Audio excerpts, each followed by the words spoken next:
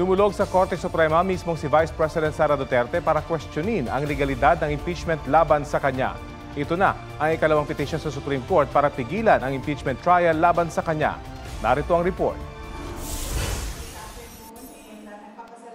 Mismong si Vice President Sara Duterte na ang humiling sa Supreme Court na ideklarang walang bisa ang ika-4 na impeachment complaint ng Kamara at pigilan ang impeachment trial ng Senado laban sa kanya. Katwiran ng bise, nakasaad sa konstitusyon na hindi pwedeng magkaroon ng mahigit sa isang impeachment proceeding laban sa isang opisyal sa loob ng isang taon.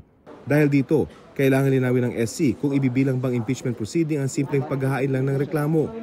Respondent sa petisyon ng Kamara sa pangunguna ni Speaker Martin Romualdez, ang Secretary General nito, pati ang Senado sa pangunguna ni Senate President Chis Escudero. Kabilang sa mga abogado ng bise na pumirma sa petisyon ang ama niyang si dating Pangulong Rodrigo Duterte. Sa ngayon, 2 ng petisyon ang nakahain sa SC para pigilan ang impeachment trial sa bise. Nanindigan naman ang 2 sa tatayong impeachment prosecutor. Sabi ni Congressman Lorenz Defensor na political question ang impeachment at hindi ito pakikialaman ng Korte Suprema. Pinabulaan na naman ni Congresswoman Jervil Luistro na minadali ang impeachment ng bise.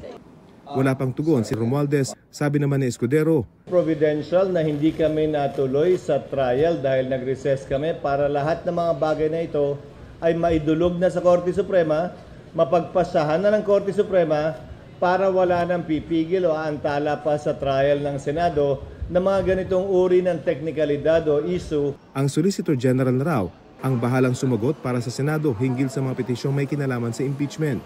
Gate ni Escudero, hindi na aabot ang impeachment trial sa June 30 kung kailan matatapos ang 19th Congress.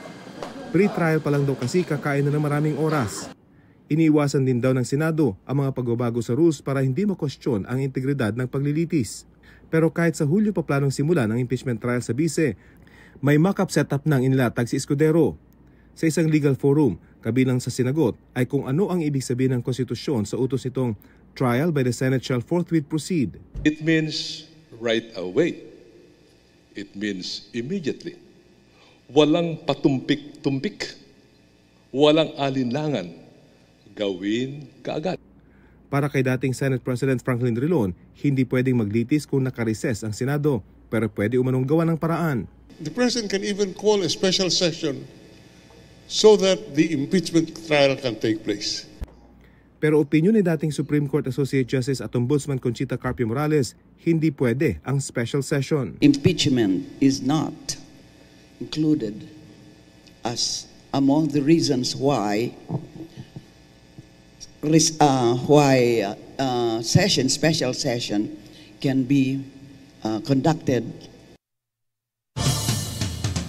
Sa isang pahayag, sinabi ni House Secretary General Reginald Velasco na wala pa silang natatanggap na kopya ng mga petisyon. Pero tiniyak nilang sumunod ang House of Representatives sa constitutional requirements nang maghain ng articles of impeachment at itransmit ito sa Senado. Huwag magpahuli sa mga balitang dapat niyong malaman. Mag-subscribe na sa GMA Integrated News sa YouTube.